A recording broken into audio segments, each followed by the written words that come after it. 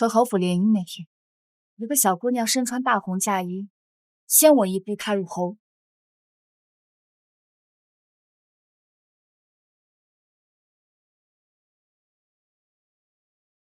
秦若霜，不被爱的人才低贱如钱。就算你是正妻，小侯爷心里也永远只有我的位置。哼！你敢不敢把你刚才说的话再说一遍？我说，你秦若霜就是个联姻的摆设，侯爷心里只有我。这样你笑我打的就是他心里的女人。秦若霜，你疯了！你闹够了没有？浅浅她只是我的表妹，她只是为了维护我这个表哥，说了几句出格的话，你怎么这么野？简直不可理喻！哼！怎么吃了亏就成了没有私情的表兄妹了？我练的可是铁砂掌，论起扇坏人的嘴巴子，这京城里怕是没有我的对手。要不是我父兄战死沙场，他们用命换来的战功，需要有功勋的人来继承，怎么会轮得到你这个破败的侯府来娶我？疯子！来人！哎呦，这么大矛盾！你怎么一点好的不行？净学些下三滥的蝇营狗苟，像你表妹，干嘛还藏着掖着？垃圾！你们这阿扎的侯，真是恶心！我呸！来人，把这侯府大门给我关了！进去了。我直接别这就哎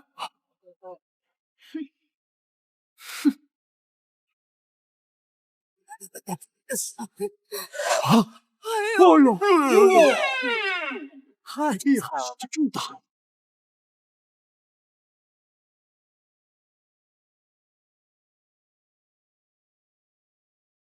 李良，你给我听好了，我父兄功勋在手，我选择任何一个权贵人家，他们都会把我捧在手心，当珍宝一般对待。现如今是你们侯府没落了，上赶着求我才答应嫁的。你可别忘了，老侯爷在金殿苦苦哀求的样子，哪来的你在这挑三拣四？给我死一边去！是。对了，你们好好商量商量，给我一个结果，不然明日我便去金殿告御状，抄你们侯府满门。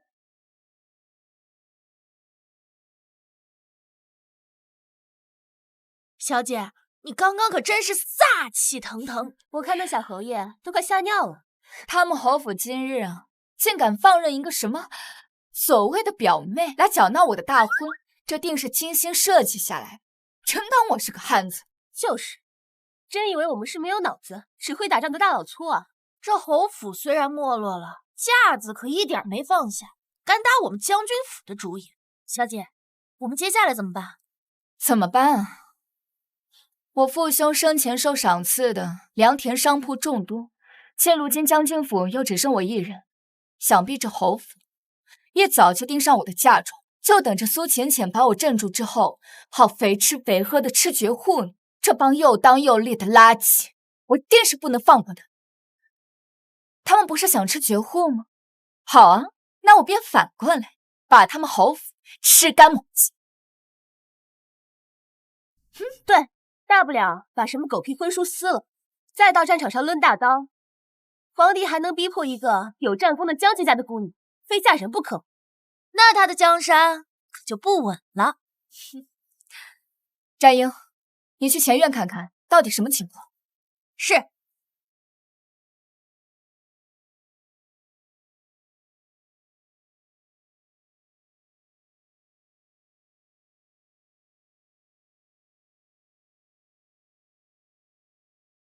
小姐，老侯爷出来了，正在安抚宾客。现在处理后宅事务的是侯府老太太。我就猜他们现在不搭理我们，定是准备兴师问罪。小姐，那我们怎么办？嘘，肯定是侯府派人偷听。这偌大的侯，最在乎的就是面子。战英、招英，听我命令，给我骂。得嘞，得嘞。嘿，小侯爷想对表妹直说呀，不用藏着掖着的。当了婊子还想立牌坊的垃圾，是不是那儿不行？不行就直说呀，咱们找郎中给你开药啊。咱们姐妹几个都是从死人堆里爬出来的，杀过的人头比你们侯府吃的米还多。想打我们小姐的主意，我呸！咱们让你有命享，没命花。哎呦，这就听不得了。舔这个大脸表妹的功夫呢，怎么不使出来啊？这侯府啊，就是贱。小姐，接下来我们怎么做？就等上他一等。若是他真的打算冷处理的话，那咱们也不用给他留余地。好，我们都听小姐的。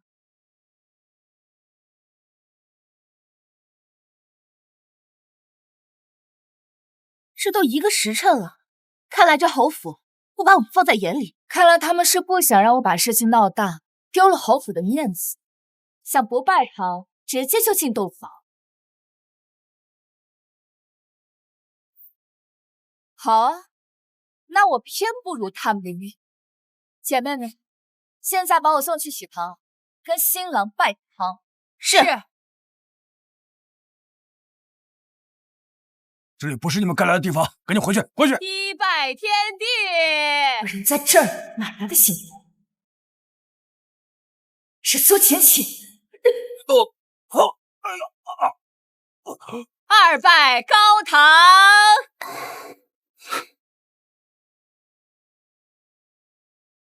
我看谁敢！我看谁敢！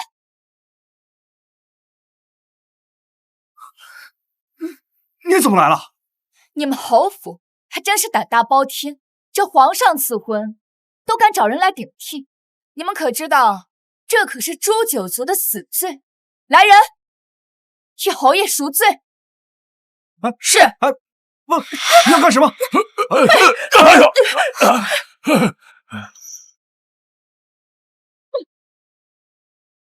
住手！快住手！别砸了！别砸了！别砸了！双双啊，老身与你们秦家也算是世交，你就看在我的面子上可好啊？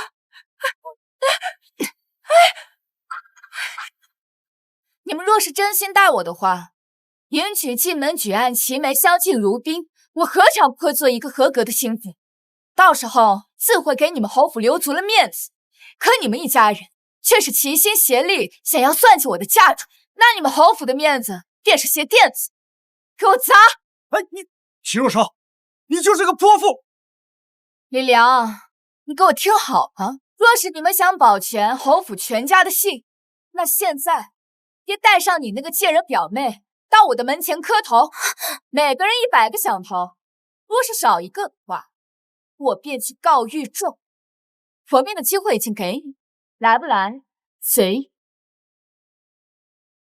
秦若韶，表哥，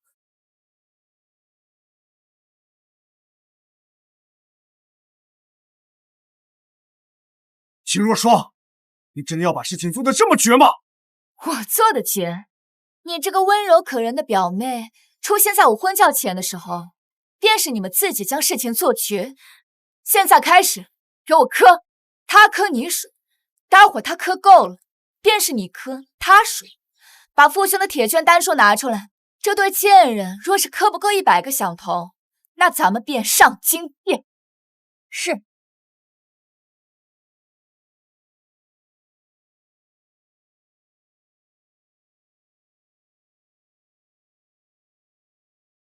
还不快磕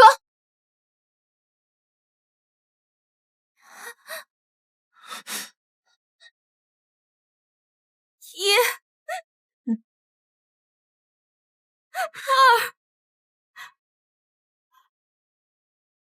96、97、98、99、100。宽，这1两银子是赏给你。天哪！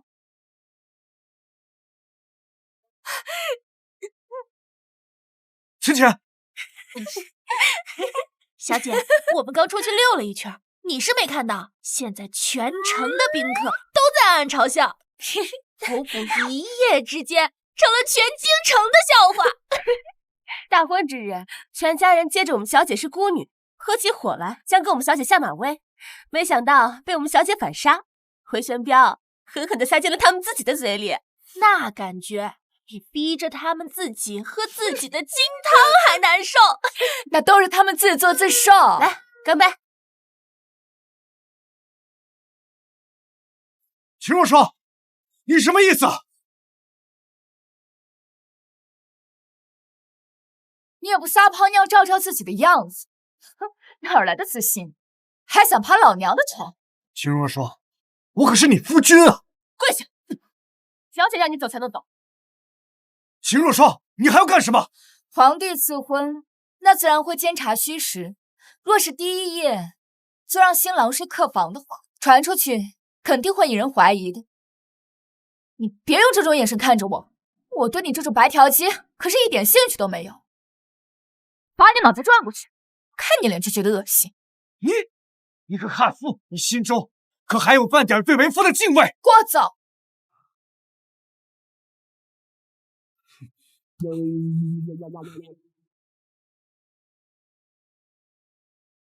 小姐，他已经跪了一盏茶的时间了，让他滚吧。让他滚。是，滚！秦若霜，这个悍妇，你等着！明天我就让人散布全城，你八股无德！好，是吗？昭英，起居注记录好。小侯爷李良，新婚夜，龙凤呈祥，时间嘛，一盏茶。是，小姐。传播谣言可从来不只是男人的专属手段。怎么，小侯爷是想再跪一盏茶吗？哼！嘿嘿，你听说了吗？甜吗？将军府的那个秦姑娘又怕上守活寡了。我听说呀，小侯爷那个不行，只有这一盏茶的功夫，姑娘进了洞房，出来还是个黄花大闺女。秦若霜，笑死我了！真表哥，你没事吧？来人呐！表哥，你别吓我！活该！咱家小姐跟着将军久经战场，不仅会操纵兵马，还懂得利用舆情。她呀，真是踢到铁板喽！你这个没用的东西啊！整个京城都知道你只有一盏茶的功夫，一盏茶呀！现在侯府的礼单上全是补上的补品，侯府的脸都被你给丢尽了。爹，这真不怪我，我昨天晚上什么都没做，是那个季师傅，他让我跪一盏茶就出来了，他是故意羞臊侯府，让侯府难看。你还敢说啊？要不是你在大婚当日招惹他，叫他难堪，他能这样对你吗？算了，为父教你一招，在我们吃光他绝户之前，你要哄着秦若霜，千万不要再纵容旁人招惹他了，尤其是那个苏浅浅，听到没有？是，孩儿听命。不让旁人招惹他，我偏不。你们怕他，我可不怕。我要让他知道，这侯府后宅到底谁说了算。哼！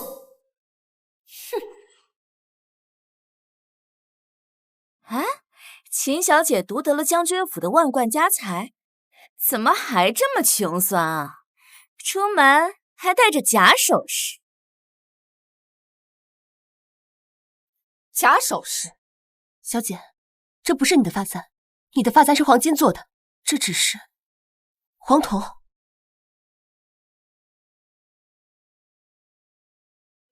小姐，这只步摇也被调换过。无妨。哎呀，行了行了，人家秦小姐这将门虎女的，肯定跟咱们不一样呀。咱们是穿金戴银，金贵无比，人家秦小姐呢，真是不挑啊。什么破铜烂铁那都能带出门，就直接说他只是会舞刀弄棒的土包子不就得了？我可没这么说啊。妹妹们先聚着，我先走一步。我看你还能得意多久？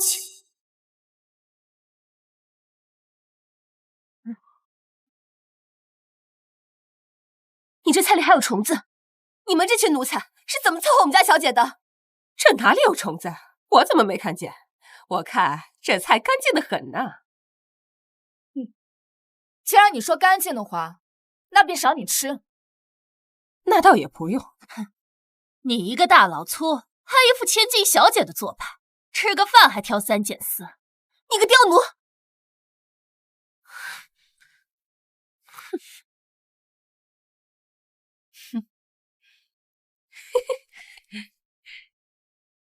小姐，小姐，秦若霜，你很快就会明白，谁才是这后宅的女主人。干得不错，搞臭的。是。小姐，你干嘛不让我好好教训他？他们都欺负到我们头上了，你还一副不生气的样子。昭英，一盏茶之后，召集府内上下所有人集中。既然侯府的奴才们都这么不守规矩，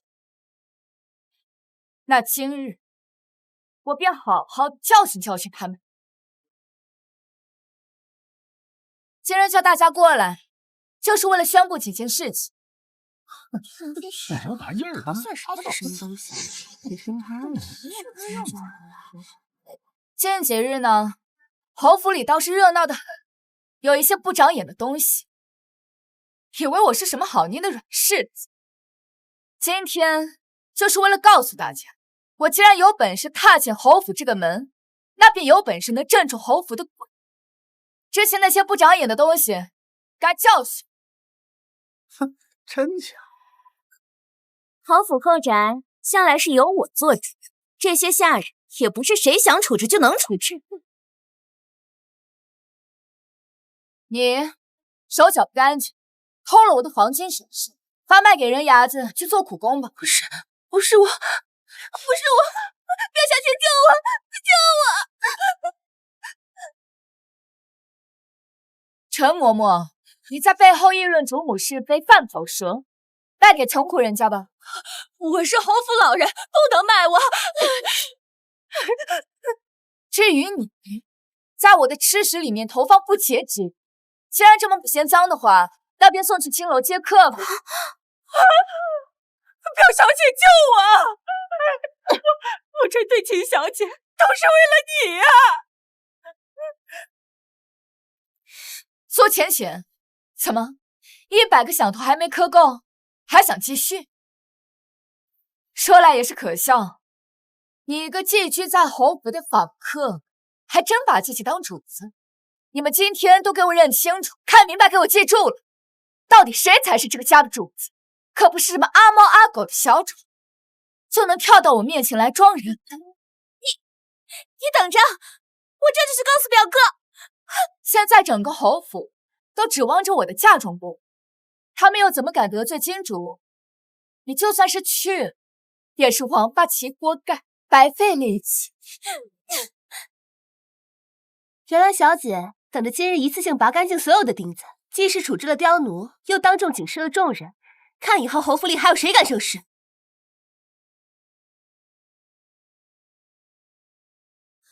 表哥，表哥，你可一定要为我做主。那个贱人竟敢如此对我，你说怎么办吧？倩倩，这事我也没招。现在整个侯府上下都指望着秦若霜的嫁妆过活呢，没有人敢得罪她呀。要不这样吧，过几天不是你18岁的生辰吗？我想办法去秦若霜那里弄点钱过来，给你大操大办，绝对让你风风光光的，好不好？真的？还是表哥对我最好了。秦若霜，到时候我定要好好羞辱你，把我失去的脸面夺回来。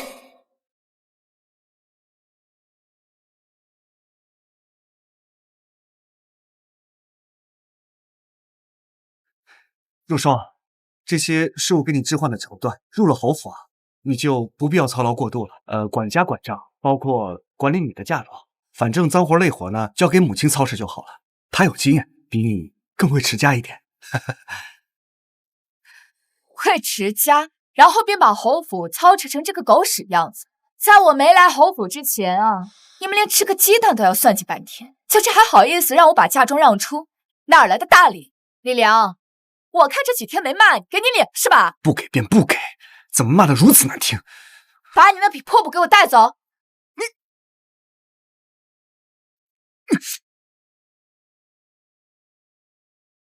小姐，听说过2日便是那苏浅浅生辰，小侯爷还要给她大操大办。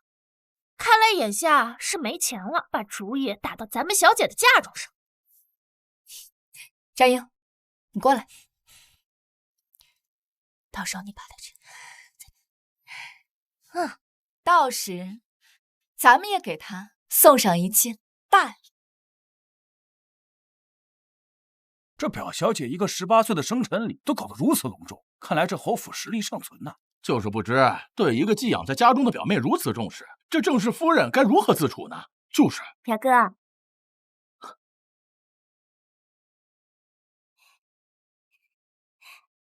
表哥，我今天好不好看？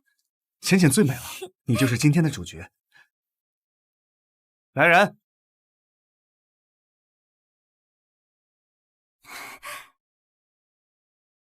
哎呦，这可是只有侯府正妻才能佩戴的规制啊！看吧，当初嫁过来的时候我就说这秦若霜啊不会受宠，小侯爷明着给她穿小鞋，她又能如何？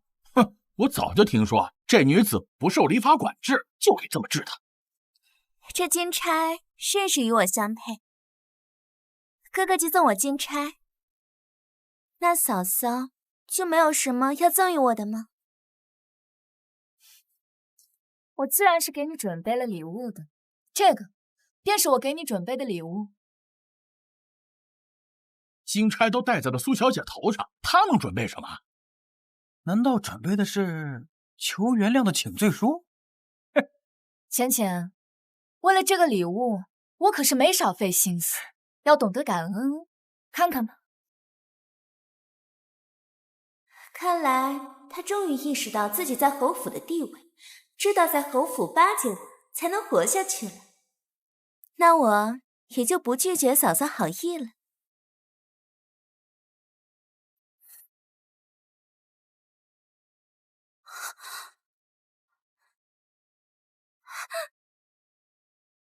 什么？要送我去和亲？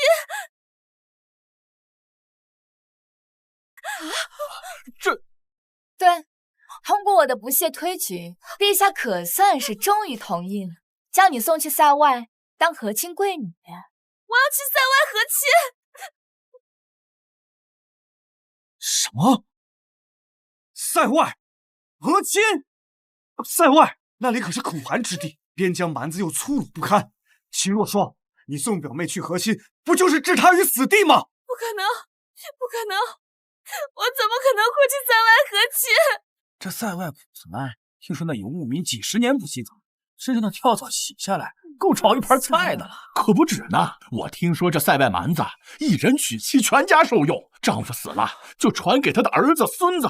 苏小姐这般瘦弱的身子，恐怕待不了2年就要香消玉殒了呀！哎，表哥，你救救我呀！表哥，秦若霜，你怎么能如此歹毒，竟送表妹去和亲？表妹明明已经是什么？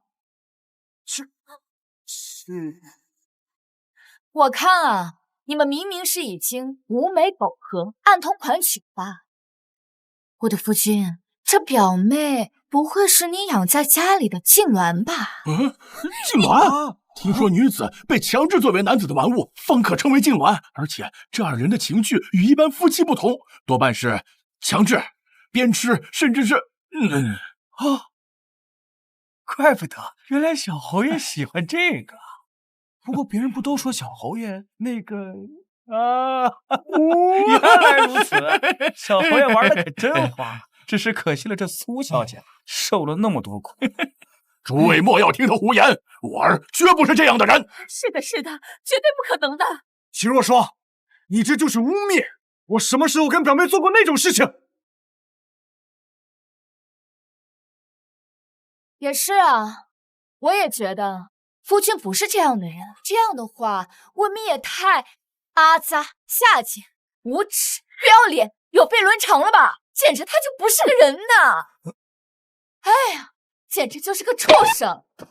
不对，连畜生都不如我。夫君，你说是不是啊？表哥，表妹，你也不用担心，到了那边，您可就是100多个王妃之一了，恐怕是不能传给可汗的后代。毕竟你也不是什么金枝玉叶，你不过就是一个被抬上去的和亲贵女，最多嘛，也就是赏赐给那些官兵当做奖励。不行，表哥，我不能去和亲。表哥，我皇命已下，现在恐怕说什么都来不及了。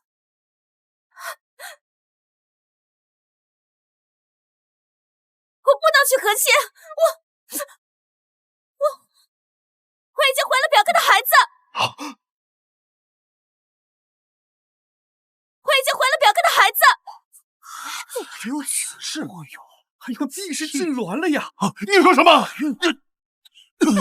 爷，表妹，你说什么？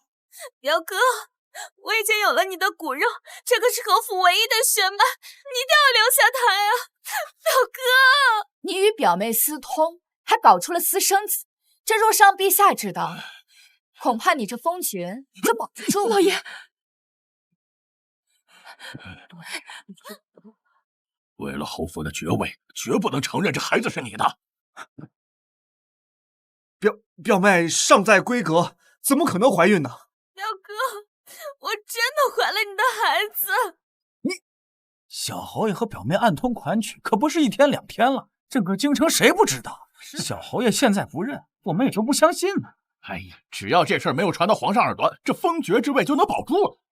哦，表哥，芊芊，当着这么多人的面，你且配合我的权宜之计，你不要告诉那些人我们的关系，否则我的爵位不保，我们的荣华富贵也就没有了。我岂不是还要被送去塞外和亲？果然心里就没有我。只要你听我说的做，我保证不送你去和亲。真的？真的。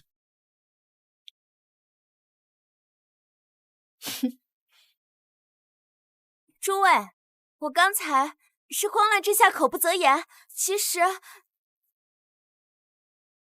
这孩子不是表哥的。不是他表哥的，孩子生父不明，但我表妹既已怀孕，便不能送去和亲了，我只好回禀皇上，收回成命。但至于有心之，谋划便不能得逞。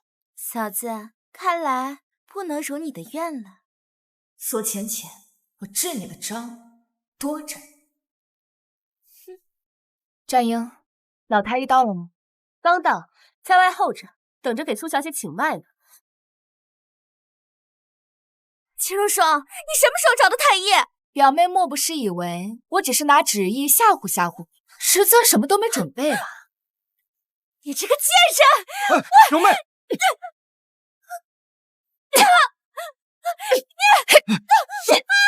表妹，想让我扇你，直说便是，我必是会满足你的。表哥，救我！你，苏小姐，你就等着吧。是不是真的有孕，即刻便知晓。太医，请吧。是。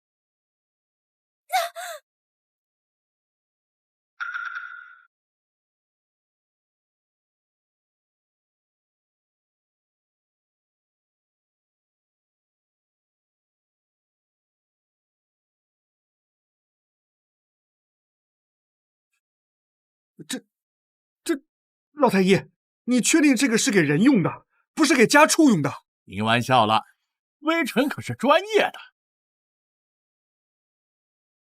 苏小姐，这是头一次怀胎，胎气自然是不稳，需要用这稳胎针扎入小姐脐下3寸的位置，只有用这粗针才能稳住散掉的胎气。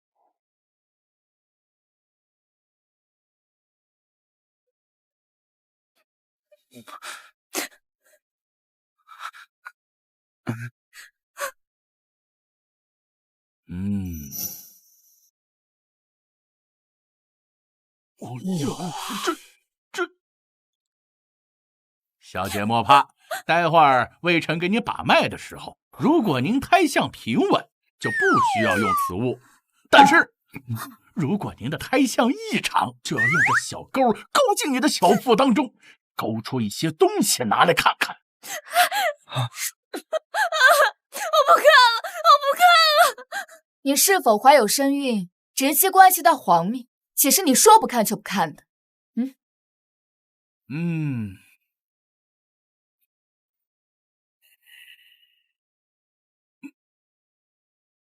这是听胎筒，需要在火上烤得火热之时，就要往小姐的小腹中扣上去。若是听到胎声，那就没事了。但是，若是听不到，就要在小姐的小腹当中划个半寸的小口，用铁勺使劲的寻找胎儿所在的位置。找到了便罢了，若是找不到，就多划几个小口，直到找到为止。苏小姐，那微臣就开始啦。表妹，老太医，你看我表妹都这样了，要不这脉就别耗了吧？是啊，这那怎么行啊？这可是陛下的旨意，而且苏小姐也是陛下钦点。若是不探查清楚的话，你们侯府上下怕是没人能给陛下一个交代吧？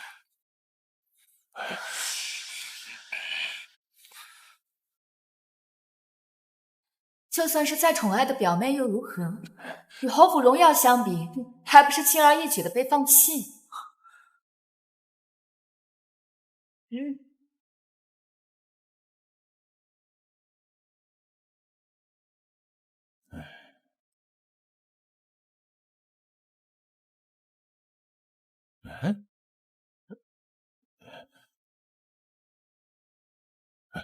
秦小姐，这苏小姐她没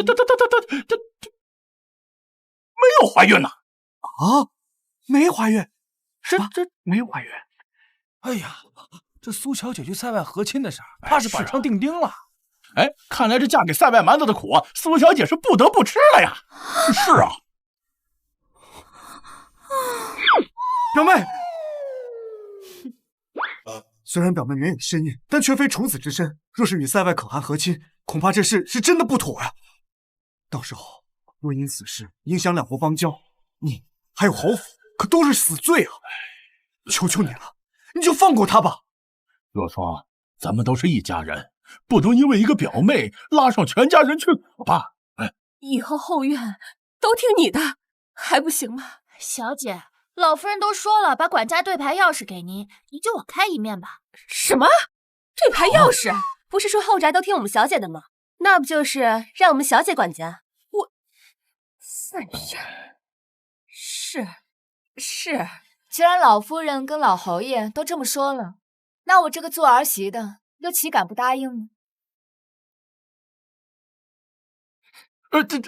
既然如此，和亲一事我会去向陛下禀明的。这个结局正合我意。苏浅浅、李良还有侯府这些人，我怎么可能让你们轻易解脱？我要留着你们，慢慢折磨。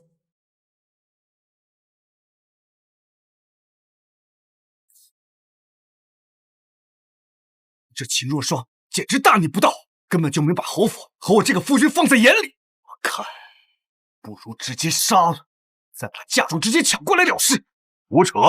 郝武义深不可测，身边又有那么多女兵，怎么杀？谁去杀？杀了以后，又如何向皇帝陛下交代？你以后说话之前过脑子。那怎么办呢？侯府的家底都要亏光了，秦若霜的嫁妆没有到手也就罢了，连管家之权都交出去了，总不能一直这么耗着吧？咱们没时间耗了呀。我有一招。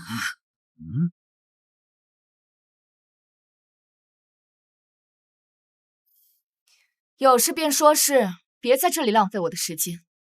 嫂嫂，今日请你来是想跟你道个歉，之前都是我不好，是我年纪小不懂事，还请你原谅芊芊。犯了错，付出代价就好，谈不上什么原谅不原谅的。啊，不好了，不好了，夫人，有一个青楼女子跑到侯府门口闹起来了。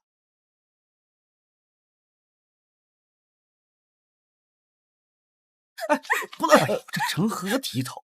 夫人，求求你给我一条生路吧！我们找一青楼女子，谎称是表哥相好，让那儿府为妾。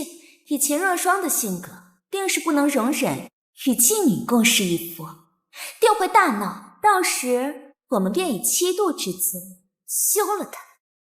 哎呀，这个方法好啊！按律被休的女子的嫁妆尽归夫家所有，这样一来，我们就能名正言顺的留下她的嫁妆了。对，这样既能解决侯府的财政危机，又能把她赶出去，岂不是一举两得？秦若霜，你能打能杀又如何？这后宅的争斗还得靠脑子。你说清楚，到底怎么回事？我与小侯爷两情相悦，宁愿在青楼里长久的等着侯爷，也不愿接别的客人，所以保姆就把我赶出来了，说夫人不能收留我进府伺候小侯爷，我便真被活路了。你这是在逼迫我们小姐吗？我们小姐是将门千金，岂能与青楼女子共侍一夫？我说夫人，人家能求到这个份上，我看您就答应得了吧。是啊，同为女人，你怎么忍心看着别人被逼上绝路？这也太铁石心肠了。实在不是我逼迫夫人，我是真走投无路了。说夫人不能收留我，我便真只有死路一条了。夫人，你若不让我进侯府，我便长跪不起，以死明志。哎，你看看，这小美人为我沦落至此，若我再不给个名分，那岂不是太不负责任了？今日谁说话都不好使啊！我一定要纳美人入府，日日宠幸，双宿双栖。嫂子，我看这位妹妹实在可怜，若是真的科子在这，岂不是让外人笑话我们侯府薄情寡义，将门千金铁石心肠，表哥也会痛不欲生呢。我跟表哥这份添油加醋，秦若霜必定更加妒火中烧，说不定还会当街打死这个妓女，到时候便正中我们下怀了。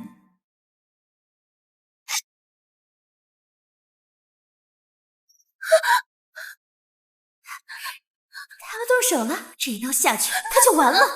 快动手，动手啊！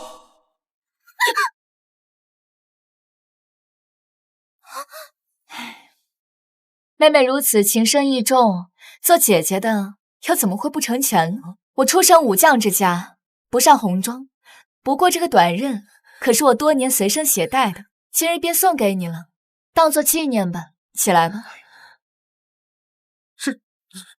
这怎么可能？你就同意了？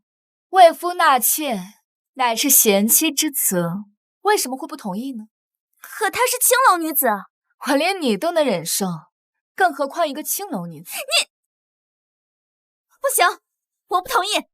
我们郑氏夫人都同意了，表小姐是以什么立场拒绝呢？怕不是忘了，现在后宅归我们小姐，小侯爷的郑氏夫人管呢。我只是想拿着妓女设计秦若霜这贱人，可从没想过让这妓女入府分我的宠啊！表哥，你说句话呀！小侯爷方才也说了，今日啊，谁说话都不管用，他定要娶美人入府，日日宠爱，双宿双栖。放心吧，我一定会照办的，定不会让咱们偌大的侯府没了面子，也不会让夫君日夜煎熬。虽然此事没有扳倒秦若霜，但是得了一个娇媚动人的美妾也不亏呀。今日之事呢，单凭夫人做主吧。哎呀，夫人，您真是好气量啊！如果是在下的话，恐怕没有那么宽大的胸怀。是啊，我家夫人要是如此，我死了也愿意呢。哎，小心让嫂子听见。这怎么可能啊！老娘下去就让你死！走！嫂子，话可不是那意思呀！等一下呀！姐妹们，回家吧。秋晴，我不同意。就算你不介意她是青楼女子，但良贱不可通婚。若是你让表哥纳了贱妾，便是违逆律法，照样可以休了你。哦，你说这个呀？小姐，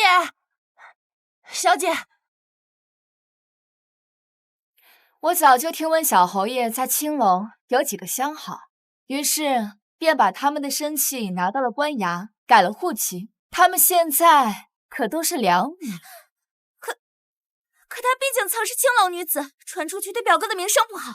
可就连是青楼女子，小侯爷他都一视同仁，这不更显得情深意重吗？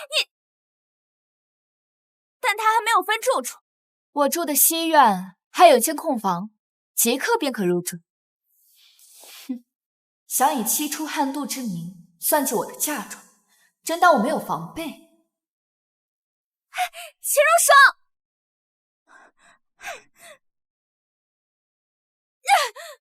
明明说好是为了算计秦如霜的，你就真将这个贱人纳入府了？那是迫不得已啊！那秦如霜不吃这一套，事情都架在那里了，我能怎么办？放屁！我看就是想纳妾。纳妾怎么了？我堂堂小侯爷，府里添个人怎么了？你没说过只爱我的，渣男！杜甫，你看看那秦若霜多大度！要是你再这样，我就不来你这儿了。好啊，不来便不来，谁稀罕？到时我投井自杀，你不要后悔！哼，你还敢威胁我？我威胁你怎么了？啊！呀，渣男！你还敢挠我？渣男！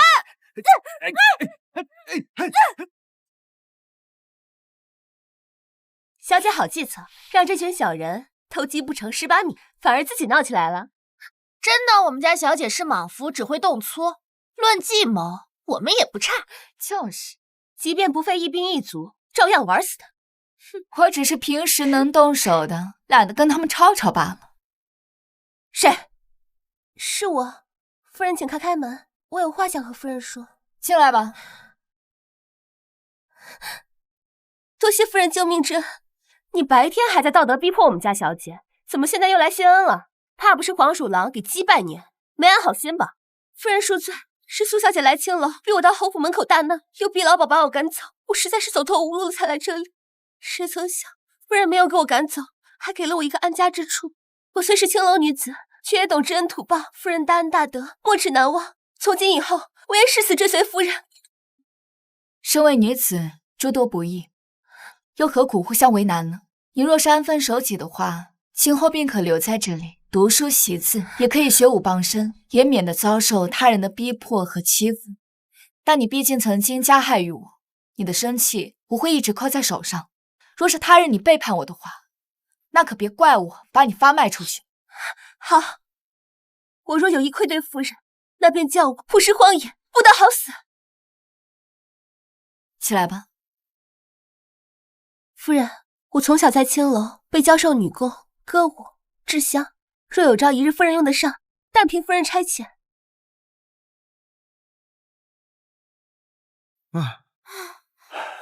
秦若霜，让你跌了这么大一个跟头，你春日宴时我定要让你好看。今日长公主举办的这春日宴，是为了给太子殿下选妃，为此还设置了不少比试呢。你看，这尚书府的小姐，这舞词可是要拔得头筹了。只是这太子殿下从未露过面，也从不近女色，不知道会不会是面目可憎啊？那又怎样？这可是太子殿下，未来的储君，权倾天下，有多少名门贵女赶着想嫁呢？殿下，皇妹为我娶妻之事，举办春日宴多年，多年来我都从未参加过。今日前来，也只是为了看看皇妹，不为其他。是殿下。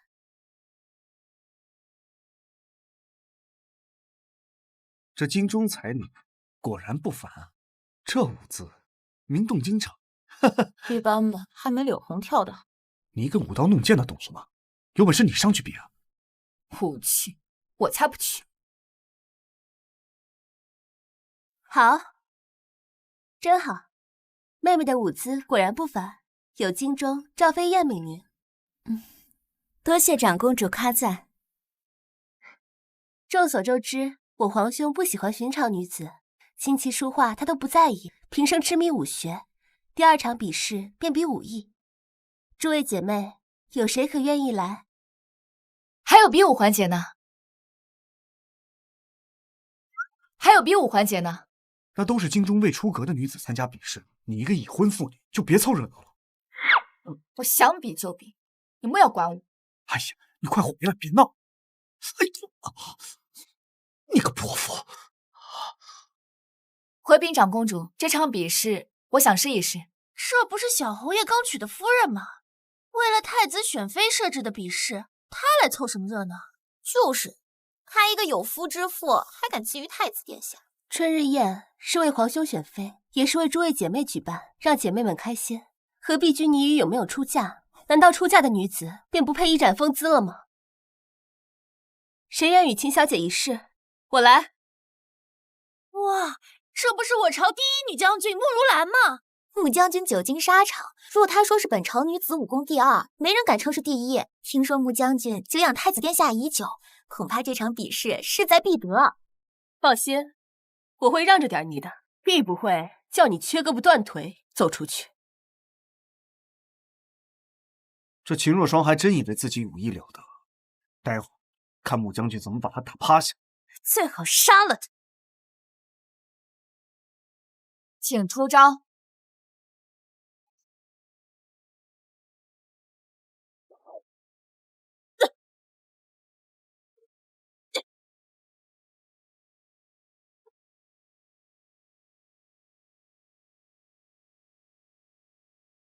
穿着裙子还敢来参加比武，不如赶紧回家绣花。武艺高低不在穿着，将军也是女子，莫不要小瞧这裙子。看枪！将军枪法刚劲，是个少见的好手。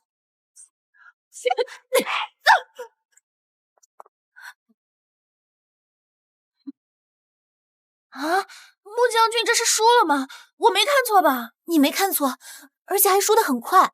这秦小姐也太厉害了吧！可恶，这都没让她出手。秦若霜还有多少本事没有使出来？看来这绝户不好吃啊！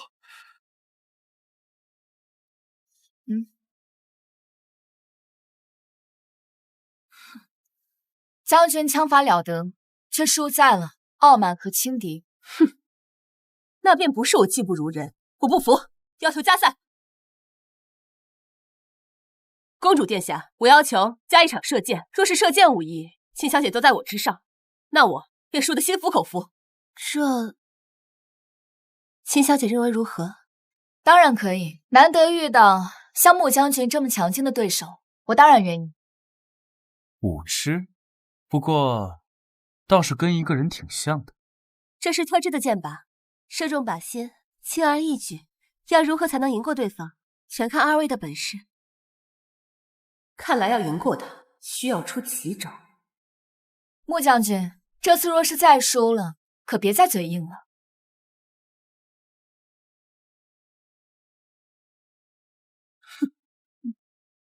啊，好厉害！剑法精准，内力深厚，不愧是穆将军。秦小姐恐怕……这劲不对，被人做了手脚。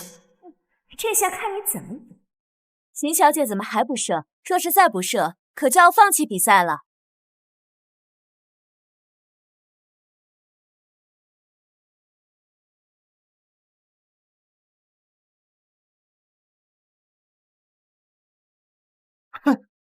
秦若霜，你这剑术未免也太差了吧！哎呀，我说嫂嫂，你快赶紧下来吧，别给表哥丢人了。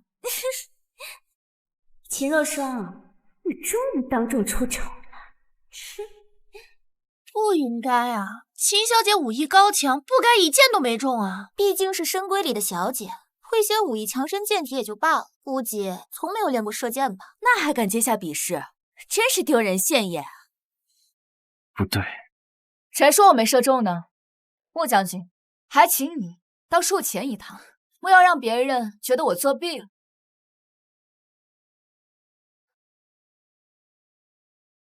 这点雕虫小技就想难倒我？这怎么可能？秦小姐3箭都拖把射在树上，难道不是这样吗？她不是射在了树上，而是射中了落下的花瓣，而且一次射中了9片。此等决断与剑法，如兰自愧不如。可恶，又没看到他的好戏。小心！小心！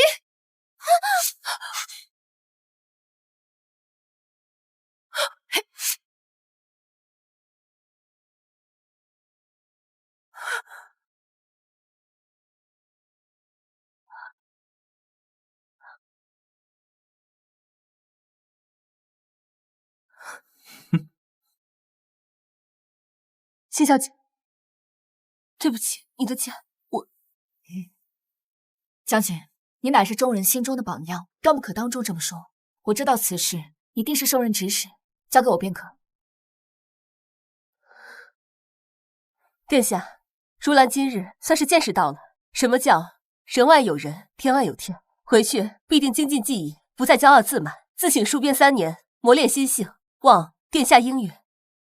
看来秦小姐对穆将军的影响颇深，也好，本宫应允，谢殿下。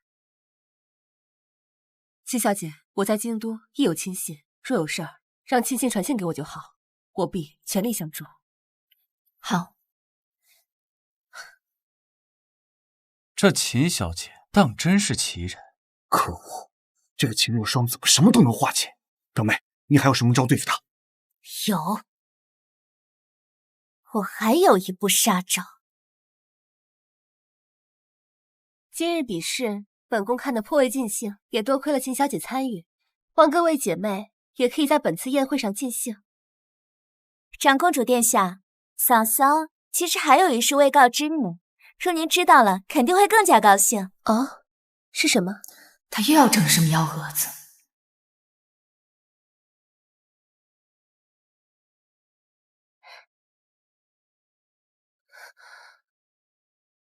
哇，这便是嫂嫂特意为长公主殿下准备的。哇，这件蟒袍好漂亮啊！真不愧是秦小姐送的，这么远看都能看得出来，这金线在阳光下熠熠生辉，绣工精巧，品香不凡呢。不得不说，确实好看。长公主一向最喜欢绣品，这件衣服是送到心坎里了。苏浅浅有这么好心，舍得花这么大功夫替我给长公主送呢。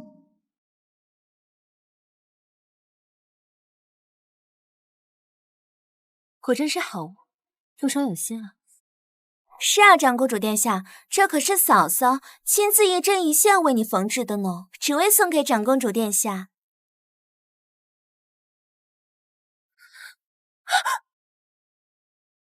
秦若霜，你好大的胆子，竟敢送本宫5爪金蟒！五爪金蟒，这可是谋反之罪！来人，将他拿下！来人，将他拿下！长公主殿下的蟒袍，按律只能是4爪。秦若霜，你这送的是5爪金蟒，是想置长公主于不忠不孝、不仁不义、意图谋反的境地吗？是啊，还好长公主及时发现，若是传到陛下的耳朵里，恐怕长公主的性命都难保。秦若霜，亏本宫还觉得你是个有礼节的可敬之才，没想到你竟想要谋害本宫！回禀长公主，如果我说此事我并不知情，您可信我？长公主，别信他的鬼话。对，我亲眼看见他在屋内绣的，府中的下人也全都看见了。谁曾想，他竟偷偷绣出5爪，谋害殿下呀！秦若霜，前几日我已经在侯府中散布你要给长公主送蟒袍的事，众人皆知蟒袍是你所绣，这次我看你怎么逃脱。长公主，此事与侯府无关。虽然秦若霜是我夫人，但她犯下如此谋逆之罪，绝无转圜的余地。若您想处置她，就算是立刻斩杀，我也绝无二话。就如此耐不住性子，恨不得我被当场斩杀，好立即拿了我的嫁妆，吃了将军府的绝户食。秦若霜，你竟然做出如此大逆不道的事情，就别怪本宫了，压下去。是。慢着。我觉得此事另有蹊跷。切，你是什么东西？长公主的事情也轮得到你管吗？就是，恐怕这人跟秦若霜是一伙的。长公主殿下，求您一统处置。住口！皇兄，你怎么来了？皇兄，他是太子。他是太子。太子，参见太子，参见太子殿下。小侯爷好大的威风，我倒是不知本宫堂堂太子怎么被你一个侯爷处置。微臣不敢。太子，我与他素不相识，他为何要替我说话？都起来吧。回禀太子殿下，这个秦若霜藐视君威，意图谋反，他竟送给长公主无长蟒袍，请您立即处死他。好大一顶帽子呀！苏小姐一口一个意图谋反，你可知谋反乃是诛九族的大罪，你们侯府一个都跑不掉。不是这样的，此事乃是秦若霜一人所为，我们不知啊。我愿立刻写下休书。此刻这罪妇与侯府再无关系。秦小姐，你有什么想说的？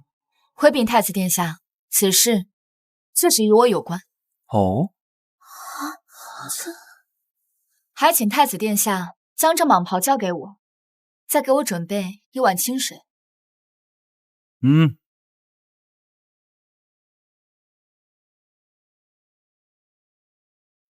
秦若霜，你还想耍什么把戏？殿下面前容不得如此。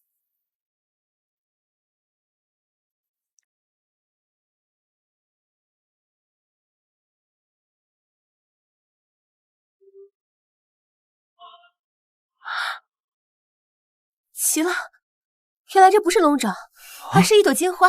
金花，你不是说万无一失吗？不知道是怎么回事，我明明让人绣了5爪的，这怎么是4爪？幸好我早有准备。深夜来找我，可有什么紧要的事情？夫人请看。这是什么？5爪金蟒，这可是皇上才能穿的衣服。你可知道，私制此袍可是死罪啊！夫人恕罪，是苏小姐吩咐我绣的。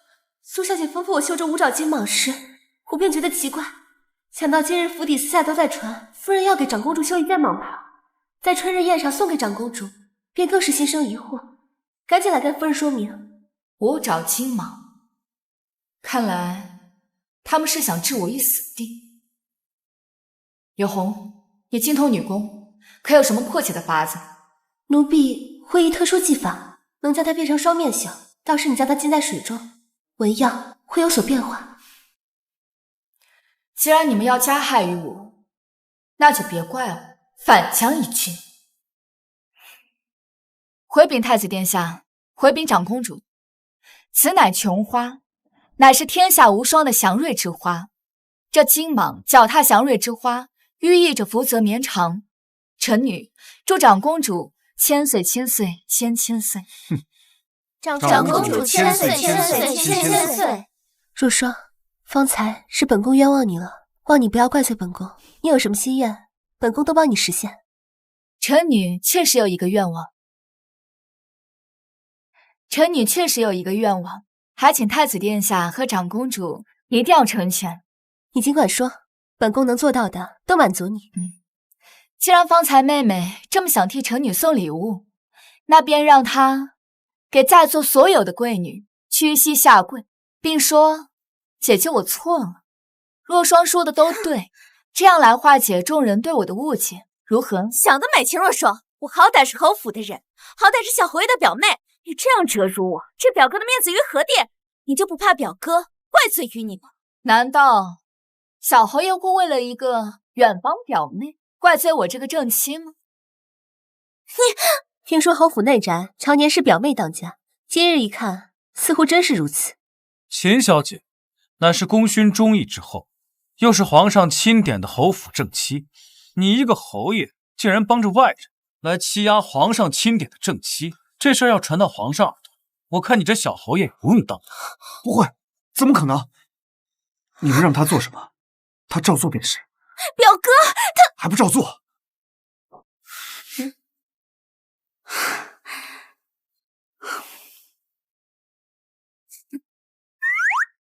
姐姐，我错了。秦若霜说的对，大点声，没吃饭吗？莫不会是这长公主的宴席没有把你招待好吧？姐姐，我错了。秦若霜说的对。姐姐，想姐姐，我错了。秦若霜说的对，可以了吧？可以了，非常有诚意。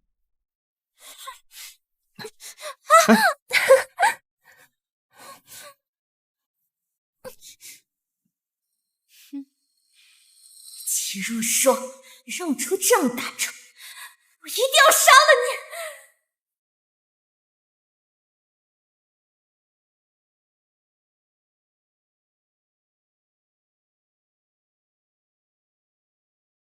太子殿下方才为臣女仗义直言，臣女甚是感激。秦小姐客气了。不过本宫看你倒是极为面熟，你可曾随着秦老将军去过边关战场？父亲，哥哥，我得胜归来了。看你这身男儿装，像什么样子？这未来怎么嫁人了？嫁不嫁又能怎么样嘛？反正我知道你们啊一定会养我一辈子的。我现在呢，就只想身穿戎装，身骑战马，在战场上杀敌，守我大夏边疆。你呀，我对外宣称你留在京城，你一定要守好你女扮男装上战场的秘密。为父还想你觅得佳婿呢，记住没有？知道啦。我乃秦家唯一的女儿，这些年又一直在京城，太子殿下莫不是把我的兄长错认成是我了？那倒是本宫唐突认错了人。不过你们兄妹俩长得倒是极为相似。无妨。雁门关一战，秦家军全军覆灭，我父兄都死在那场战役中。还请秦小姐节哀。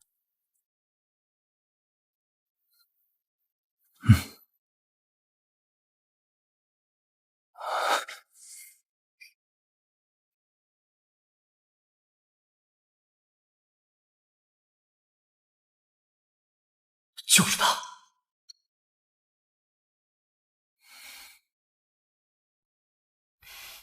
他这个眼神，莫不是真的在军营见过我？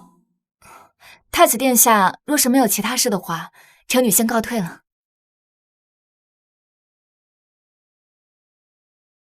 没想到多年后再见，你已嫁为人妇，侯府乃龙潭虎穴，他们屡屡算计于你，今生就算没有缘分，本宫也会护你一世平安。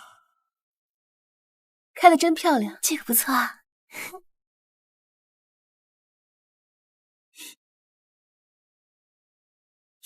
母亲，母亲！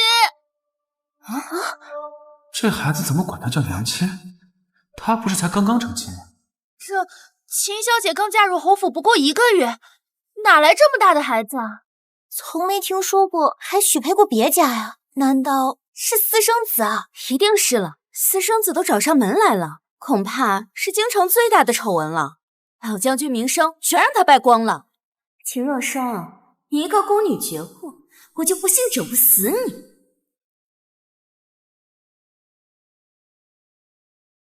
这两人还真的跟狗皮膏药似的，一个阴招接着一个阴招，让人烦不胜烦。你是谁家的孩子呀？为何要乱认娘亲啊？我是你的孩子啊，母亲。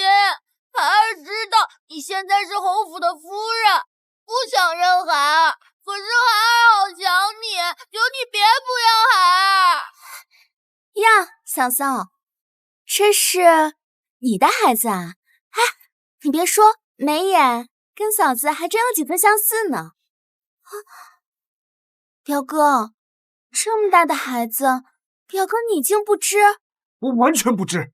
秦若霜，原来你嫁入侯府前就与他人私通，还搞出这么大个孩子来，你把我们侯府当成什么了？简直是不守妇道，给我们京城闺女的脸都丢尽了。这小侯爷还真是可怜啊。就是啊，他不是这种人，定是有人诬陷。长公主殿下，此贱女瞒着我与他人私通，还生出个孩子了，微臣实在不堪耻辱，还请长公主为微臣做主啊！你想怎样？微臣愿恳请休妻，将此贱女进猪笼。进猪笼，这可是身为女子最难看的死法了。活该，是他不守妇道在前，我可不愿同这种人同为京中贵女。老将军若是在天有灵，定会被他气活，再气死。为人母亲的，能如此心狠，连自己的孩子都不要了，活该受此大刑。就算剥皮抽筋都不为过。他说这是我的孩子，你们便都信了？孩子是最纯洁无辜的，从来不会撒谎。他如今都跑到你身边喊着你母亲了，还能有假？就是。秦若霜，你若现在认罪，我可恳请长公主饶你不死，只需要你留下嫁妆，滚出侯府，然后便为贱民即可。好啊，算盘珠子都拨到我脸上，我就说这侯府的账怎么就算不明白呢？原来是缺算盘珠子呀！你这个贱妇，死到临头了，还敢辱骂侯府？我有办法证明他不是我的孩子。小孩，先把手放了。不，我不放，放了娘亲又要跑了，我打死不放。也好啊，待会儿等我证明了我不是你的娘亲，你入我门楣之后，我便可以直接利索的处置你。喂，秦若霜，你威胁个孩子算什么本事？你不是说你能证明吗？好啊，那你拿出证据。就是，你若是没有证据，可就要被进猪笼。对，进猪笼。皇妹，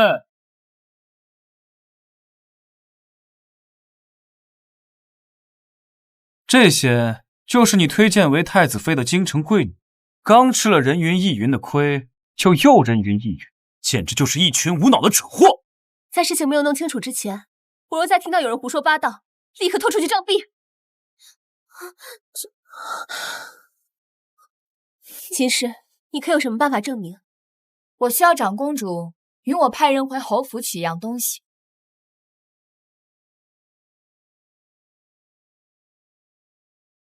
此乃我父兄从西域收缴之物，只需要将测试之人的血滴在这兽头上。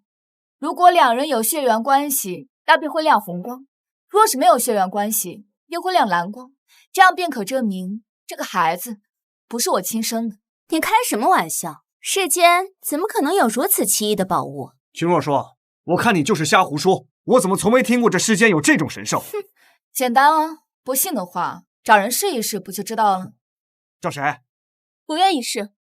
秦小姐，说你这物件有假，我看也不用测，你直接进猪笼。好，我同意。我游历多年，也未曾听闻有如此神兽。他若是不能证明，本宫就算是背负骂名，也要将他救下。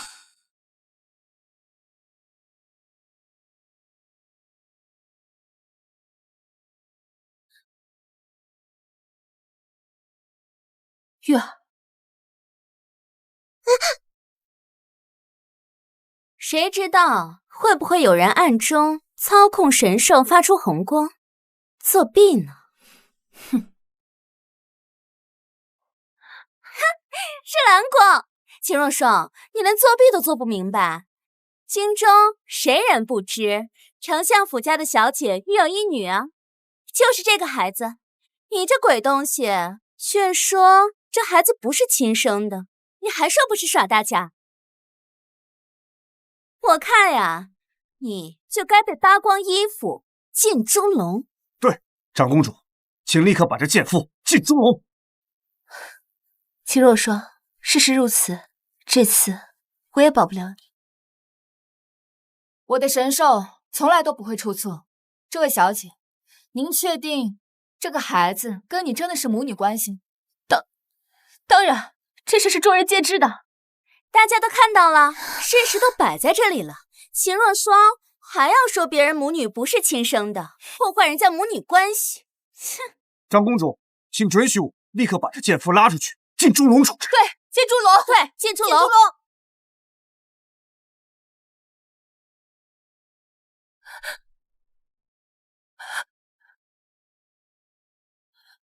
陈夫人，孩子我已派人带走，你最好想想清楚，这孩子到底是不是你亲生的？太子莫不是要当众袒护这个贱人？本宫问话，什么时候轮得到来插嘴？怕不是活腻了？求太子饶命啊！玉儿的确并非我所生。姐姐，你说什么？玉儿不是你亲生的，你胡说什么？这怎么可能？其实，这孩子是我一姐所生。我一姐受夫家虐待，还含恨而死。她夫家又重男轻女，我怕这孩子在他们家根本撑不到今天，所以我将他抱了回去，谎称是我所生。抚养至今，我原以为这个秘密可以保留到我死去，没想到今天却被秦小姐的神兽测出，还请今天的各位替我和玉儿保密。今日之事，日后不得外传，说是被本宫发现，必然深究。那也就是说，秦小姐这个神兽是真的？就算这神兽是真的，那也并非能说明这秦若霜和这孩子没关系啊，还是要做过测试之后才能知道。秦氏，测测吧。这下便能还他清白了。不行，如果神兽测出秦若霜和这个孩子没有血缘关系，我和表哥就要遭殃，我绝不能让这事发生。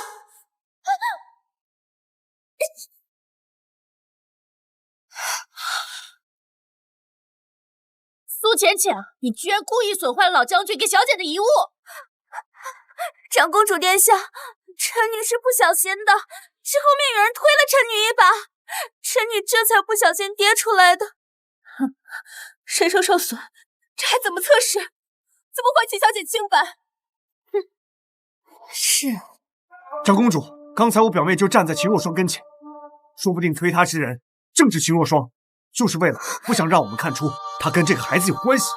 我提议还要换个方式证明，否则还是要进猪笼。这么想让我换个法子，是担心这法子能还我清白是吗？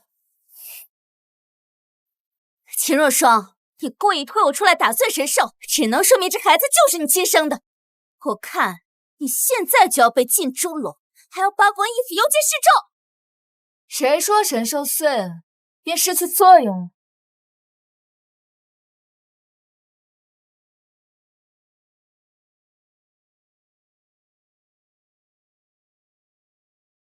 去，把你那姐弟在上面。娘亲，拍爸疼，孩儿不测，不测。放心吧，以我的手法，定不会弄疼你的。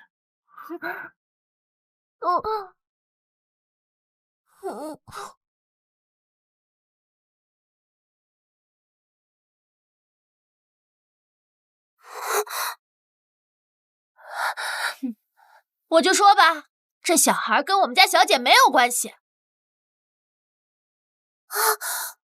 这什么意思啊？若是发紫光，则证明测试的两个人并非两代人，而是同样年纪的人。不信的话，可以在场随便找个小姐来跟我测试一下，定然就是发紫光。什么意思啊？这怎么可能是同样年纪的人？侏儒？难道这个小孩是一个成了年的侏儒？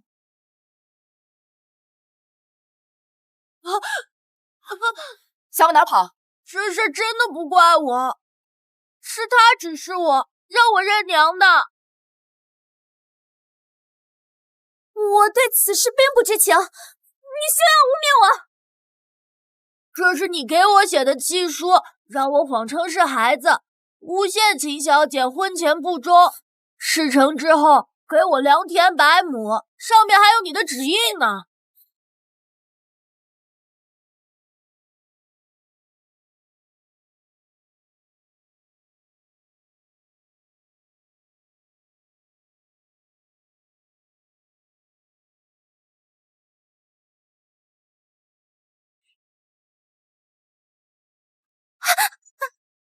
你要干什么？把东西拿出来。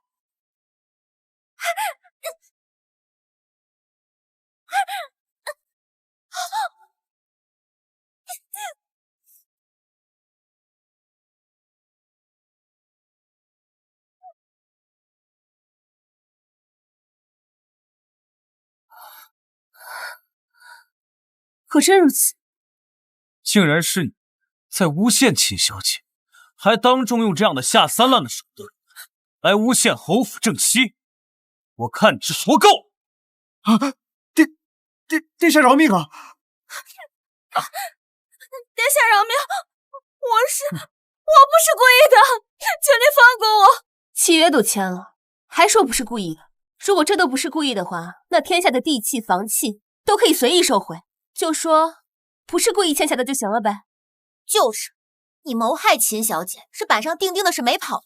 我原先以为是秦小姐对不起侯府，没想到你这个女人蛇蝎心肠，竟如此对自己的嫂子下毒手。你想用此事将秦若霜置于死地，没想到反被她害了。这事不能怪我，这个侏儒是秦若霜的骗徒。这个侏儒是秦若霜骗的。苏小姐，我看你是疯了，已经气得开始说胡话了。从春日宴开始，苏小姐就一直针对秦小姐，若是只有1次2次也就罢了，可是那么多次，但凡是个明眼人都该看出来这是个阴谋。就是，苏小姐这是拿长公主、太子殿下和我们当傻子耍呢。我有证据。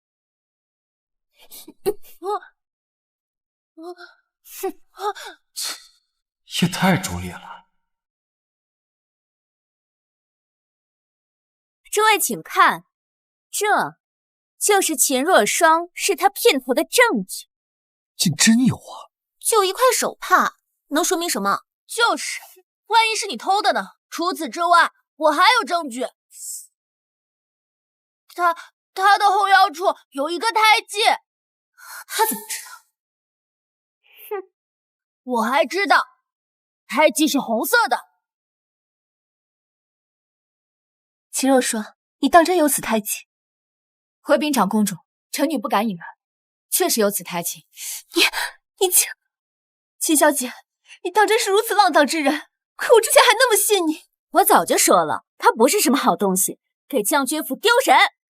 秦老将军竟养出你这样伤风败俗的女儿，他是如何得知我后腰处有胎记的？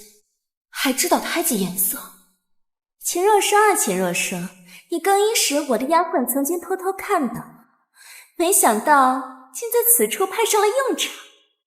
秦若霜，事到如今，你还有什么话可说？依我看，进猪笼都治不了你的罪，要把你扒光了衣服扔到大街上，游街示众，让那些百姓们瞧瞧，将军府养出了你这么个伤风败俗的女儿。秦若霜，你让我丢的面子，今日我全都要加倍奉还。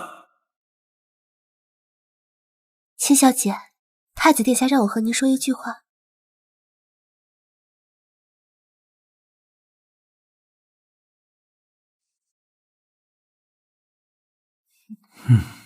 苏浅浅，既然你们害我，那我们就新仇旧恨一起算。秦若霜呀，秦若霜，我劝你最好赶紧俯首认错了。就是，我确实有胎记，但你可知道我的胎记大小如何，又有什么特征？我当然知道，知道什么就快些说出来，莫要磨磨蹭蹭。是红色的。还有呢？有铜钱大小，是圆形，没那么深。胡扯！回禀长公主，回禀太子殿下，我身上的胎记是小时候救兄长时被炭火所伤，边缘带3道浅纹，形状像柳叶一般，远远比铜钱要大得多。刚才那名男子只知道我的胎记是红色的，其他的便一概不知。想必呀，正是刚刚有人趁混乱告诉他，而刚刚靠近过他的人，便只有苏浅浅。长公主殿下，我刚刚真的什么都没有做。这条帕子正是我前几日所丢。苏浅浅，你偷窃主母的东西，偷窥主母的隐私，告知外男，你可治罪？我没有。你的嘴当真是硬。方才我已经全部看到，是你将丝帕藏于袖口，又假装从那侏儒胸口掏出，之后在他耳边低语几句。秦若霜腰间有一红色胎记，只不过因为时间有限，只说了一句话，这才露出了破绽。就是啊，我没有。你没有？那我方才看到的是什么？难道你想说，是本宫在诬陷你？污蔑当家主母可是重罪。夫人想怎么做？发卖为奴，永不入侵。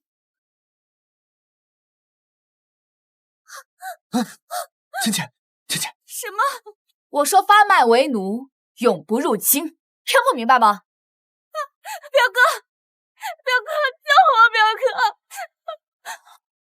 殿下，浅浅是我远方表妹，她父母早已离世，去世前千叮咛万嘱咐，求我好好照顾她。若她变卖为奴，那我岂不是成了不仁不义之人了？小侯爷此时替表妹求情倒是积极，刚才污蔑秦小姐，嚷嚷着要让人家进猪笼，甚至还要扒光衣服游街，居然还有2副面孔。就是要不是秦小姐和太子殿下拆穿了苏浅浅的阴谋，现在秦小姐怕是跳进黄河也洗不清了。张布，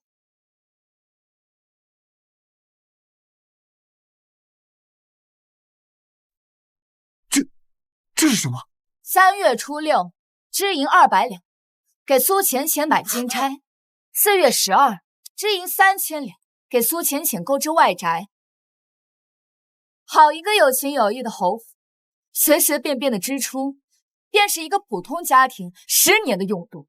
给苏浅浅买金钗，购置外宅，也不知道这些银子是从何而出。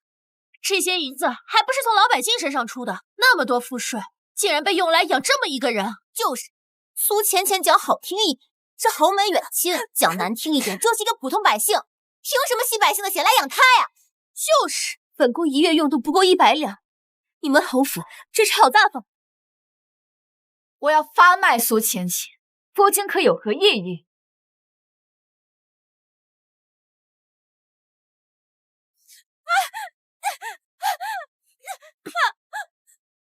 秦若霜，我不会放过你的！不放过我，你可得有这个本事才行啊！秦若霜，你不能好死！秦小姐，方才我们是受那苏浅浅蒙蔽，希望您大人不计小人过，饶过我们这一次吧。对啊，秦小姐可真是有勇有谋，是我京都女子榜样。以后我们定为秦小姐马首是瞻，若是有人说你不好，我们定判他个体无完肤。我也是，我以后定会对秦小姐唯命是从。若霜真是好有魅力，本宫真是喜欢的很。她像如此，被她吸引是件很轻易的事情。长公主谬赞了。秦若霜，你害我表妹，我一定不会放过你。母亲，秦若霜把浅浅发卖了。什么？秦若霜居然发卖了浅浅？是啊，母亲，浅浅是你母家族亲，秦若霜这么做，简直是没把您放在眼里啊！他居然敢骑在我的脖子上，这个仇我必须报！报，就知道报仇！秦若霜不过是一个被灭了门的将军府孤女，这想当年她家被灭门，说起来还有我一份功劳。如今一个秦若霜，你们也摆布不了，还要受她欺负啊！哼！放心吧，这次定把他治得服服帖帖，让他再也不敢吱声，还得让他把将军府的嫁妆全都给我留下。说，你给我等着！秦若霜，找我何事？你既已嫁入侯府，也该尊称我一声母亲，怎能如此没有礼数？我的母亲乃是郑国将军夫人，一品诰命，前朝尚书之女。你是个什么东西，也配让我叫你母亲？你这般没有教养，我今日便要好好教教你规矩。想教我规矩，瞧你也配？我说是不配。那太后娘娘的懿旨呢？这可是太后娘娘亲下的懿旨，你还敢不从吗？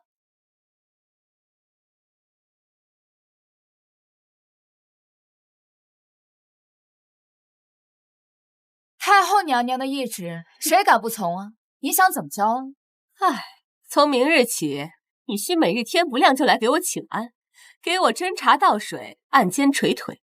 还有啊，我这身体不好，你须得给我煎药，我那药需要文火3个时辰，烈火3个时辰。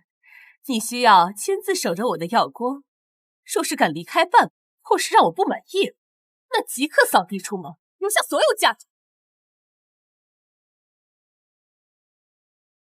这才是你的主要目的。听明白了吗？听懂了。不过我觉得呢，这并不能解决问题。什么？老夫人身体不好，我呢倒是有一个法子，保证能让您身体康健，宛若18。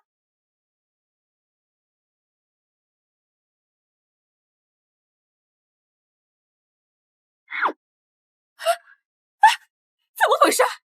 老夫人，早起练武才是强身健体之道。走。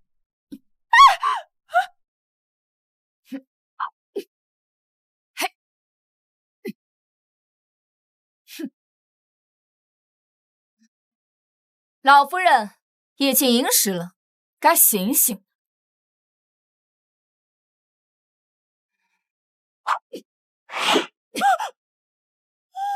夫人，夫人，哎呦，这个秦若霜，也不知道是我教训他，还是他折腾我呀。老夫人，该起床练武了。每天既不敬就好人起床练武，我这把老骨头都散架了，我才不去。老夫人，我这可是按照您的吩咐，带您强身健体呀。您若是不去的话，那我走了。等着，老狐狸又想出什么阴招？不过无论什么阴招，最后也只能自讨苦吃。老夫人，您还有什么吩咐？你把我折腾成这副样子，你得去给我买最上等的药材和补品，要100年血莲、1000年人参、万年血参，这些钱就从你嫁妆里扣。到时候把药材一卖，他的嫁妆还不是落到侯府手中？想变着法儿的克扣我的嫁妆。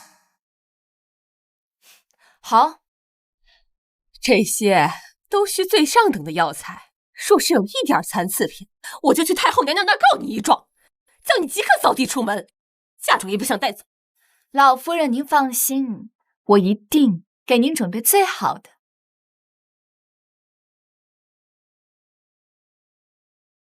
这什么？这个是野菜汤，这个是野菜丸子，这个是野菜炒野菜。老夫人，您身子虚弱，虚不受补，这必须得清养。您可知道这一桌子野菜我费了多大的功夫啊？我让你去买最好的药材，你弄这么一桌兔子吃的东西干什么？哎呀，老夫人，您怎么还着急了呀？你不会要咬人了吧？定是心火太旺。来，喝点野菜汤，清清火。秦若霜，我可有太后的懿旨，你要是胡搅蛮缠不听我的，我就去太后娘娘那儿告你。我这可是去宫中特意请来了庞老太医，太后娘娘也同意了这种补法了。嘿，老夫人，微臣确实有太后口谕，让您务必把身体照顾好。啊？这人哪吃得进去啊？可这人哪吃得进去啊？那简单，太后娘娘说了，您呐就应该每天吃野菜，每天得吃3碗。啊？您若是觉得吃不下的话，自会有人帮你。老夫人得罪了。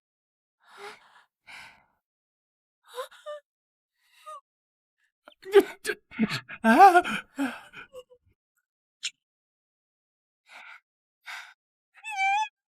等一下，我自己吃。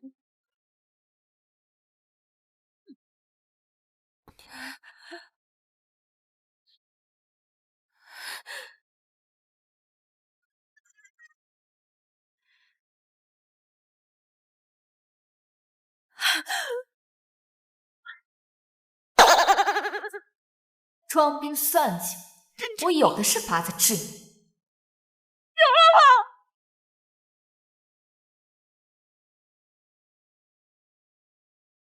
老夫人说了，不要的事情她暂时不跟你计较。但是太后的懿旨还没完，老夫人让你去祠堂替她抄经，18部祈福真经，抄不完不许睡觉。这怎么抄得完？你这不明摆着欺负人吗？就欺负你了，怎么了？我们老夫人可是有太后懿旨，不愿意也可以。把嫁妆拿出来呀！你回去禀报老夫人，我现在就去。深夜叫我去抄经文，肯定是计划着别的什么阴谋诡计。柳红，你懂得最多了，你随我一起去。秦若霜，这次你死定！柳红，别抄了，赶紧尝尝，可甜了。夫人，我们今天不是抄经吗？而且这是祠堂啊，你怎么吃上贡品了？这又不是我家的祠堂。再说了，侯府的这些祖宗能教出这样的后代，肯定上辈子也没少干那下家事。吃吧。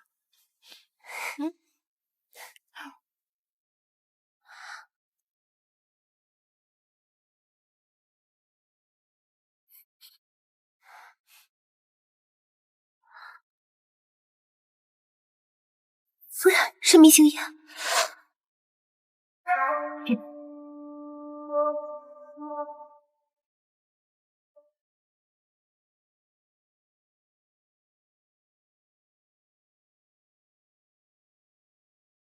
跟我斗，我吃的盐比你吃的饭。秦若霜，过了今晚，人人都会知道你是个不要脸的荡妇。到时候，不但你的嫁妆全归侯府，我还要你死无葬身之地。去吧。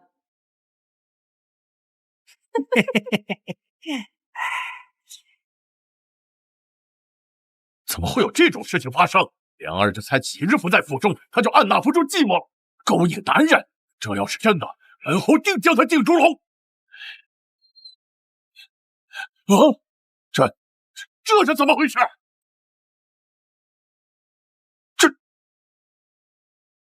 这是怎么回事？侯爷，老夫人，您在这儿做什么呀？本来以为是要抓秦小姐的奸，没想到竟然是老夫人。没想到老夫人一把年纪还玩得这么花，难不成这侯爷老了？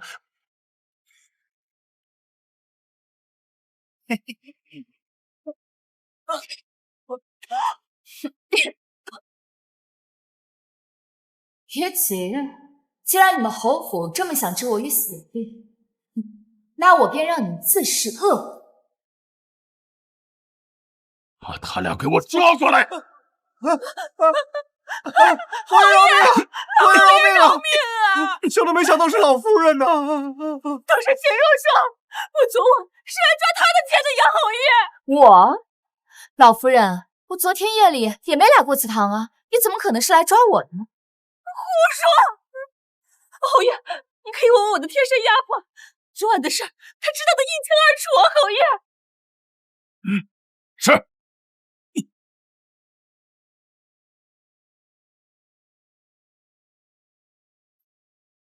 昨晚是你叫秦若霜来的祠堂。老侯爷，你快跟侯爷说呀！我没有。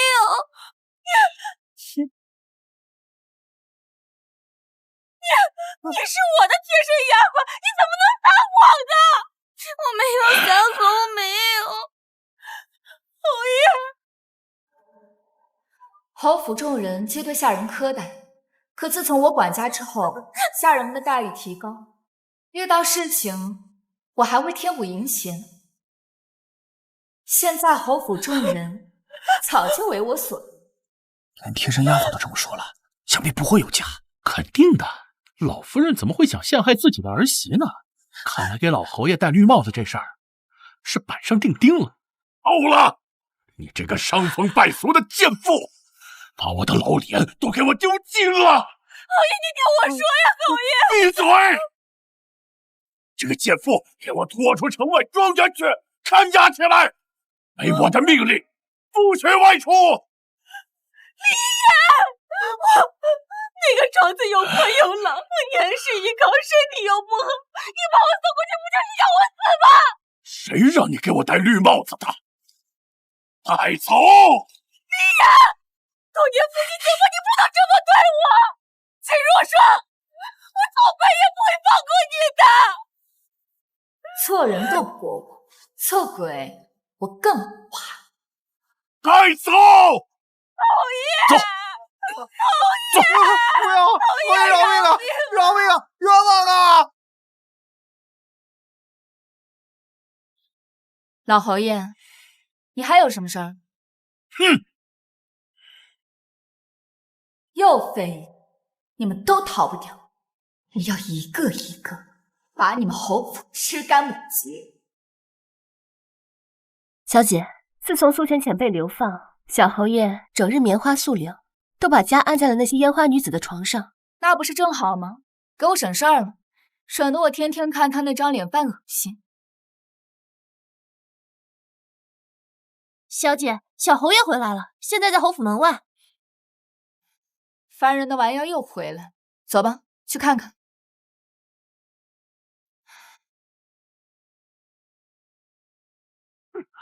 什么味儿呀？这是，真是不检点。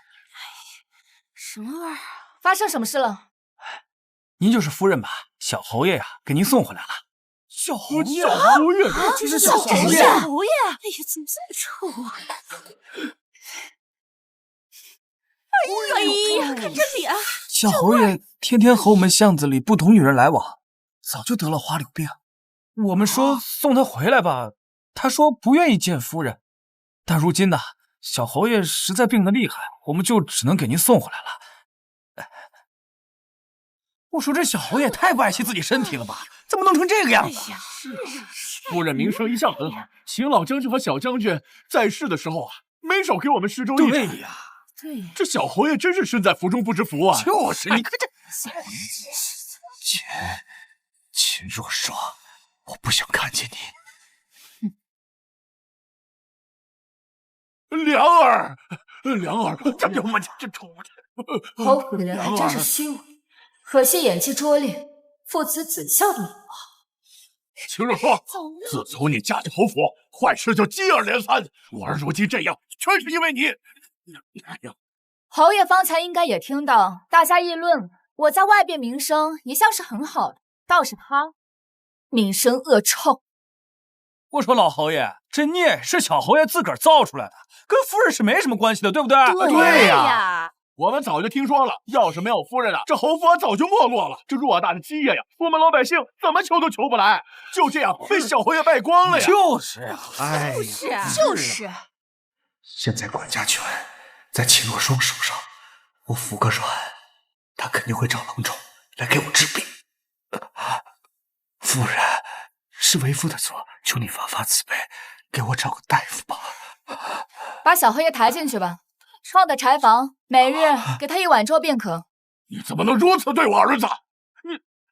前些日子老夫人生病了，这府里的银子都给她瞧病了，手里实在是没有什么闲银子。就算你没有钱请大夫，你身为人妻，不应该净身侍奉、贴身照顾吗？大夫说了，我现在有孕在身，实在是不太方便去伺候他。哎呦，恭喜夫人，喜得贵子！夫人，这可是1等1的大事。这小侯爷已经废了，这现在只能把希望寄托在夫人肚子里的孩子身上了。是啊，恭喜！他跟我儿根本就……只有他们父子俩知道，我和李良根本没有行过夫妻之实。可这府内府外全都是向着我的人，你们父子俩的话，又有谁会听？你这个奴妇！小侯爷呢？虽然只有，但他毕竟年轻，还是很威武的嘛。行了，把他抬进去吧。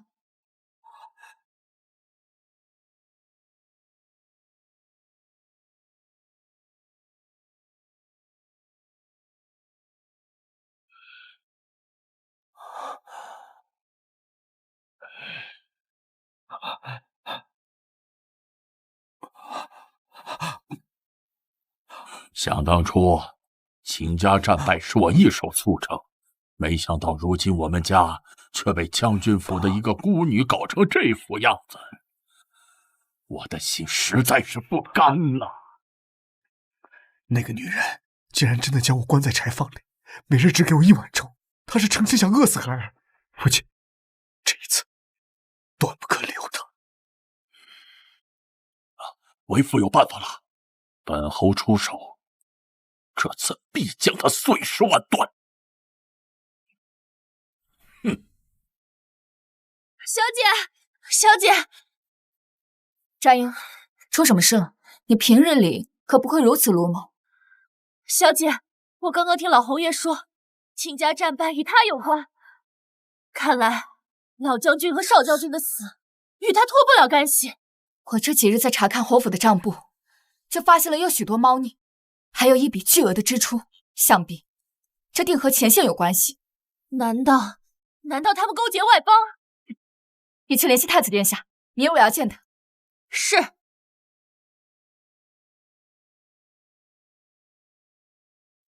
竟还有这种事！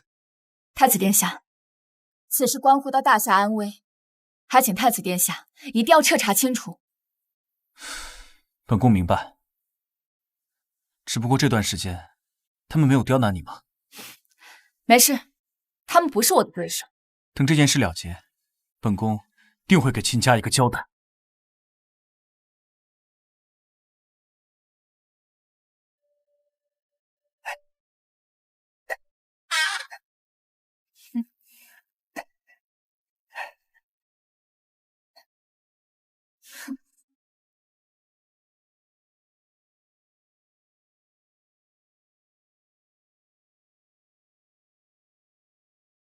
秦若霜，看到太后娘娘还不赶紧下跪！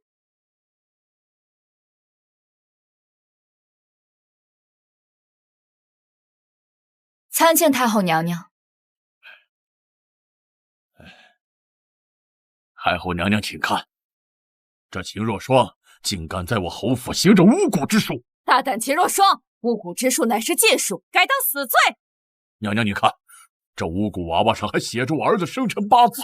最近我侯府祸事连连不断，定是这秦若霜所为。这个女人一定要休出门去，送到府衙审判。秦若霜，哀家念你是秦家孤女，本盼着你嫁入侯府能安稳度日，没想到你如此不安。这一次，哀家也留你不得了。哀家也留你不得了。还请太后娘娘网开一面，小姐她绝不是这种人，还请太后娘娘明察。请太后娘娘明察。反了，你们都反了呀！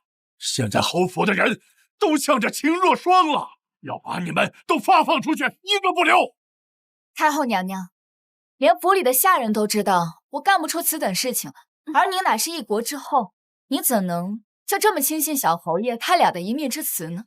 现在人赃并获，秦若霜任你巧舌如簧，逃不过我活律法。秦若霜，你现在还这么嚣张，本侯这一次一定要治你的罪，把你赶出侯府，叫你碎尸万段。侯爷好大的口气啊！太子殿下，太子殿下，太后娘娘，这巫蛊娃娃是小人奉了侯爷之命埋在树下的。什么？在说什么？本侯怎么可能让你做这种事？小人也不敢做出这种伤天害理之事，但我又不敢违背侯爷的意愿，所以只好把小侯爷的生辰八字给改了一个字，请太后娘娘明察。当真写错了字？夫人，在我母亲生病的时候，给了我一大堆银子，要不是夫人，我的母亲恐怕早就没命了。夫人菩萨心肠，不应该被奸人所害呀。你遗言，不亏本宫还信任你，想必你夫人进宫跟我说的那些话，秦若霜如何苛待她，也是假的吧？太后娘娘恕罪。太后莫急，他侯府干的阿杂事还不止这些。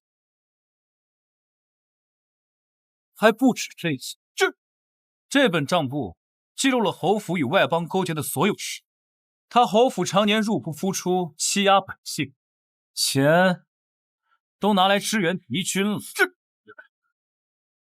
不仅如此，雁门关一役，秦老将军与少将军战死，也是他们侯府所为，是他们将消息散布给敌军，他们才是真正的乱臣贼子。秦老将军与少将军为我大夏立下赫赫战功，到死都是把歌往事，没想到竟然不是死于敌军之手，竟然是被自己人所害。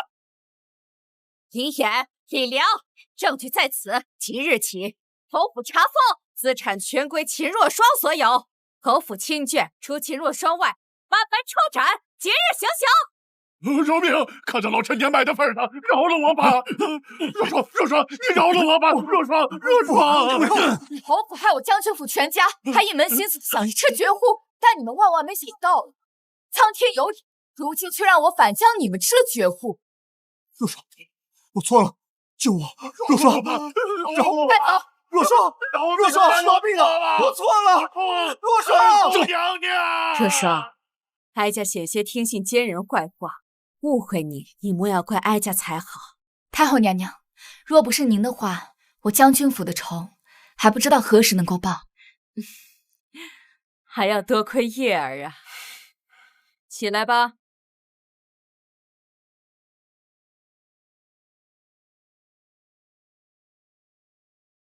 若霜，其实从多年前你女扮男装，第一次随父兄上战场时，我便倾心于你。直到你嫁入了侯府，我当时便想着暗中护你一世平安。到了后来，我才知道你与那小侯爷只是空有夫妻之名。现在侯府已倒，你可愿随我回去？本宫许你太子妃之位，以后你便是一国之母。本宫保证以后不会再娶，绝不会让你再受人欺负。谢过殿下，不过若霜已经想明白了，这后宫庭院并不是我真正想去的地方。我一心只想前往边关，去完成父兄尚未完成的事宜。好，那明日我便请奏父王，封你为镇国将军。即日出发，镇守边关。谢过殿下。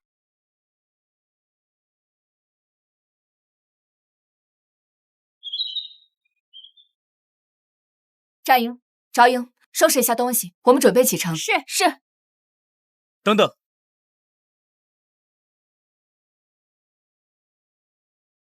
秦将军，我也向父皇禀明，自愿戍守边关3年。将军可愿带我一同前往？我萧明业愿为秦将军鞍前马后。将军既然要守着百姓一世太平，我便随将军一起守护万世。